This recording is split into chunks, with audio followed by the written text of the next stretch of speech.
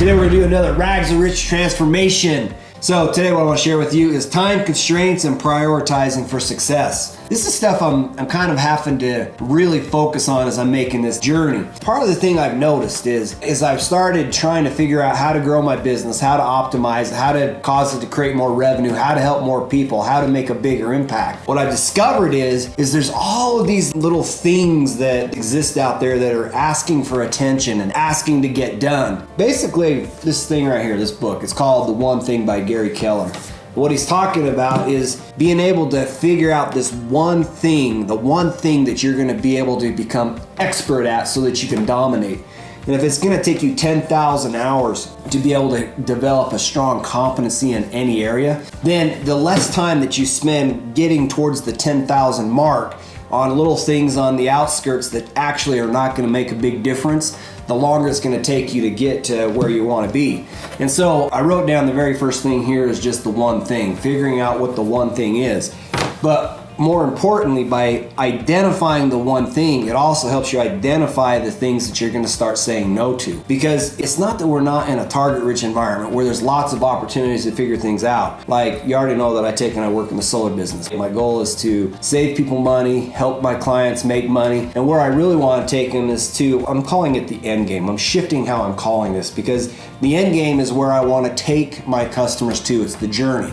Is trying to be able to create this good life. And I noticed that I just had to start saying no to things. And it's not that I don't want to say yes, it's I can't say yes to this because every yes comes with a no to that. And I've got to start picking and choosing, and I've discovered learning how to pay attention to the one thing. Let me give you a little story or backstory. Like, you already know who Warren Buffett is, you know Bill Gates. You already know who those two guys are. They were both asked, break it down to one word. What's the one thing that you did that made a big difference? Give me one word. And they both paused, and they both actually ended up saying focus. And you think of the laser pointer, just being able to focus. Because they really had to figure out, how do I focus in on the one thing so that I can become not just good, because good people make money, but excellent people, that's where all the success is at. That's where you can help the most people. In my case, the one thing is solar. But then the next thing is in the space of solar, I've noticed in anything else in life that there's solar, you could spend your time on this piece of solar and this piece of solar and this piece of solar.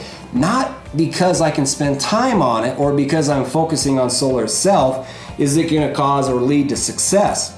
What I noticed is it's almost like if you have all your to-do lists, you can create all these to-do lists. You've got the big green dots, like we'll call it a big green dot. This is the thing, this will move a needle. And maybe you got a little green dot. Well, this isn't gonna move the needle a lot, but it will move the needle. And then you got red dots, or maybe yellow dots. Like yellow dots, it's too questionable. You don't know if you can or you can't move the needle. And you got red dots where it might be something that should get done, but it is not gonna make you successful at all. It's not what moves the needle. And so I had to literally start figuring out and defining down, okay, what is it? What is it that I can do that literally is gonna start tipping the scale, start moving the needle? Because once I can identify those things that are gonna move the needle, I also have to identify the things that I'm good at. Because as much as I'd love to say that I'm good at sales and marketing, I'm good at operations. Like operations for me, it's not me. I don't like it. I like figuring out how to create the magic so that something cool can get created. But some people are very good at operations. They don't want the unpredictable nature of having to figure some stuff out. What they do like is to be able to show up and complete a task. Sometimes what I do on my front end is not extremely rewarding because sometimes you get a lot of failures. You get some successes and some failures, right? But some people don't want that. And so I literally had to start figuring out what is it I like and what is it that I don't like. Just because some of these things aren't like within my skill set, just because operations, for example, is not what I exactly like, does not mean that operations can be avoided. It absolutely is essential. No operations, no business, right? And so it comes down here to figuring out, how do I outsource the rest? Like as I've grown, I've expanded, I went and got a video editor. That is something that's very important, but I can't get there. I can't develop 10,000 hours of competency while I'm trying to figure out 10,000 hours of figuring out how to be excellent at identifying the products, sales and marketing of my products, right? And so like right now, I'm working on getting somebody that can help me do a blog. Like if I sit down and I was to type out everything that I was to be able to do, it would take me too much time. And so I literally started making shifts and saying,